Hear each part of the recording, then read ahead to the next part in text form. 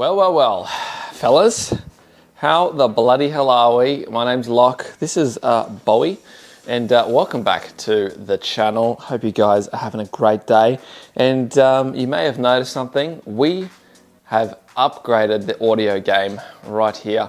We've got the new Rode Wireless Go 2, so hopefully I've got the settings right and you can hear me correctly. If not, this video is gonna suck. What's up, buddy? What's that? You want them to subscribe? Do you want them to subscribe? I always said to subscribe, so make sure you hit that subscribe button, fellas. All right, so you can also follow me on my Instagram right here. It is 00lock. There's a few reels, a few photos of my dog, bit of a win-win situation, all right? So go give that a follow. I'm feeling pumped. Today's a public holiday, let's go. And I wanted to talk about a few things that really grind my gears, a few things that I have grown to dislike since purchasing the car, and I want to share those with you because if you're in the market for a BRZ, this might affect you, who knows? And if you already have a BRZ, well, I'm about to disappoint you with some more things that annoy me. Let's get started. Right, the first thing that has kind of been giving me some troubles, and it's not particularly my fault, and it is getting in and out of this car, all right? And look, I know, Locke, you bought a coupe. What do you expect? It's a sports car. It's going to be low to the ground. You have long legs. What do you expect? It's gonna be easy to get in and out of? No, it's not a minivan, all right? It's a sports car. So let me just quickly show you, if you're a tall bloke like me and you wanna buy a sports car like this, this is how I get in and out of the car. Right, I apologize for the bad lighting, but as you can see right here, this is about how much space I have between my car and hitting my shelving in the garage. Any further across, and I really can't get in and out. And as you can see, I've got some nice trusty foam right here so I don't bang my door. But this is pretty much the daily struggle of getting in and out of the car, all right? I kind of go towards the edge there, and then it's a left foot in first, and then it's kind of a bit of a shimmy down and drag myself along the seat, and then I have to pick up my foot, and then I can close the door. And don't even get me started about getting out. Okay, we're in.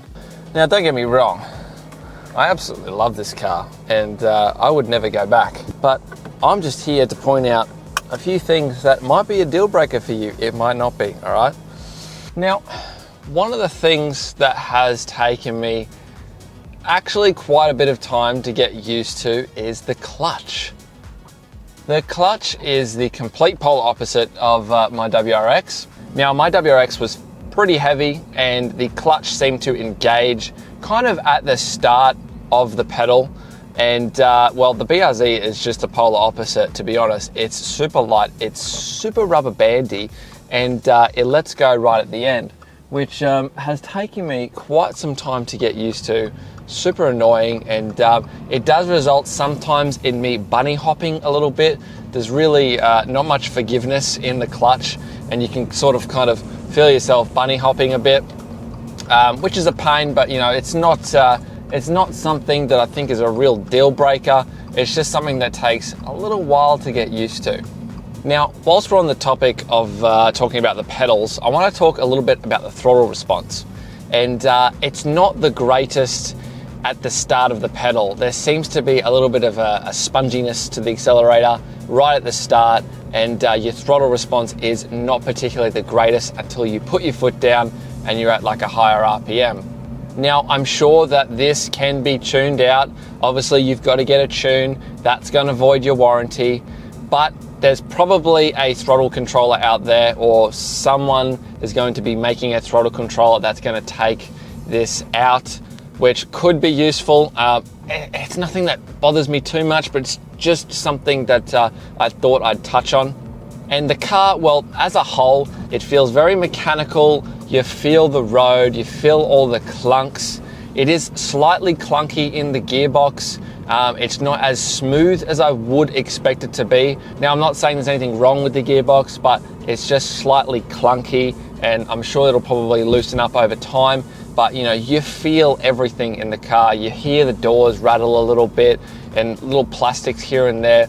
you feel everything, okay? So it's nothing too smooth. It's nothing to be, I guess, worried about either. But I just want to let you know, it's a very mechanical feeling car and you are going to feel everything. And I don't even have coilovers and wheels yet. So this is technically the most comfiest it's going to be.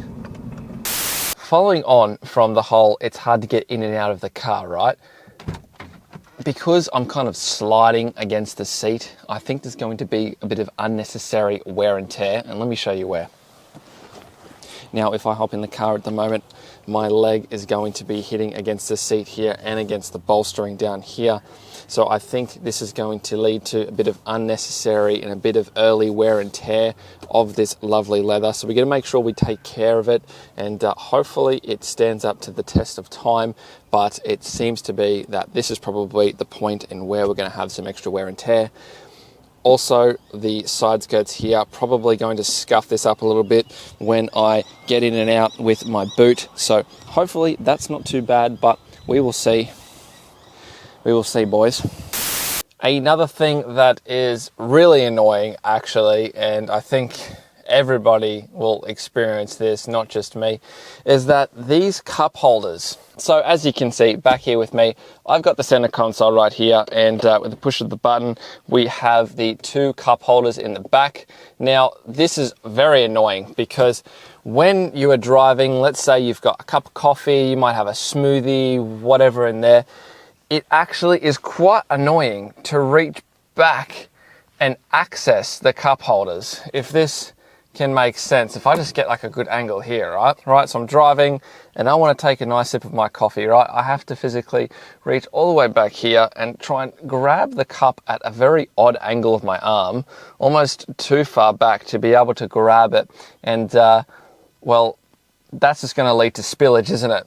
So it's really not a great place for the cup holders. It would be nice if the cup holders were a little further forward, right here, where they usually are. And, you know, maybe this stuff could have gone up the back. But no, the designers just decided, hey, we're going to have the cup holders right at the back where your elbow's going to sit. It may annoy you, it may not. All right, so next up on the list, and by the way, I do apologize that my car does look orange at the front when the light hits it like that. Just my camera doesn't like it. It do be what it do be. But next up on the list, and something that I also thought was a little bit unnecessary, to be honest, is that when you want to open up the bonnet or the hood, well, you can see that it's a manual. It's a manual hood, boys. All right, it's the old stick to hold it up right there. So we don't have any gas struts at all. Come on, man, gas struts, like, surely that's not an expensive thing. But hey, I guess you gotta cut costs where you gotta cut costs. It do be what it do be. So yeah, just know that no gas struts, but you know, I'm sure it's an easy enough install to put some gas struts in yourself. Oh, look at this little puppy. Hey, he's a good boy. Good guard dog. So the next thing that is quite annoying is these little rear tabs, okay? So up the back here, we have these kind of aero tabs, and I'm sure it's got something to do with the aerodynamics of the vehicle. The main problem with these is that you really need to trim this kind of inner guard piece because you can't roll it because obviously it's plastic. So if you want to fit some big boy wheels and some big boy tires, you're probably going to have to do some modification to this. It's not something that's, I guess, annoying, but that's something I think worth mentioning. It's probably going to annoy me later on, so I figured I'd put it in. All right, now here's something that's been annoying me for quite some time, and I'd probably put this as the top of my list of, you know, something that I experience every day. Because this is a two-door, I rarely use the passenger seat for storing stuff, so I usually have everything in the boot or the trunk.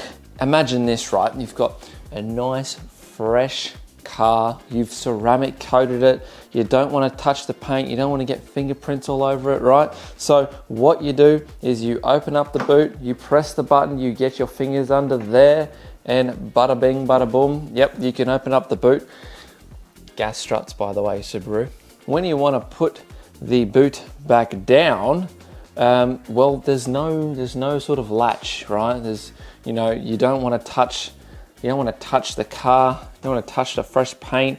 So what do? You've got to put it down somewhere. It would be nice if it had some sort of little latch or even a little, just something to hold on to that you can get the boot down. I sort of just place my fingers at the back here where the wiring comes in for the latch and kind of just do it like that. And then I use my arm like so I don't have to touch and get my fingerprints all over the nice, pretty paint. But yeah, that's something that has been quite annoying me for some time, but hey, it is what it is. Last but not least, I did want to touch on the exhaust.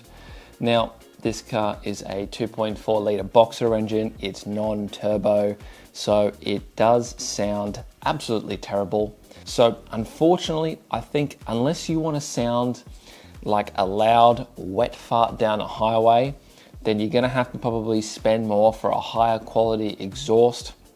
And yeah, look, it is what it is. It doesn't sound great stock either, but it's pretty quiet, it's pretty tame, pretty mellow. Not something to really bother you so much, but I just figured I'd put it at the end here and just touch on it because, well, it kind of annoys me that I know I'm gonna have to spend quite a bit on the exhaust system to get it sounding mint. Do you wanna throw hands?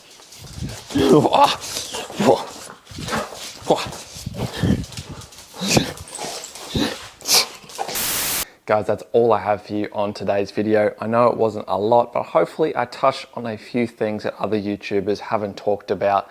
And also, if you have any questions, please let me know in the comment section down below, or you can message me on Instagram. Thank you so much for watching, and I will see you in the next video. Cheers, boys.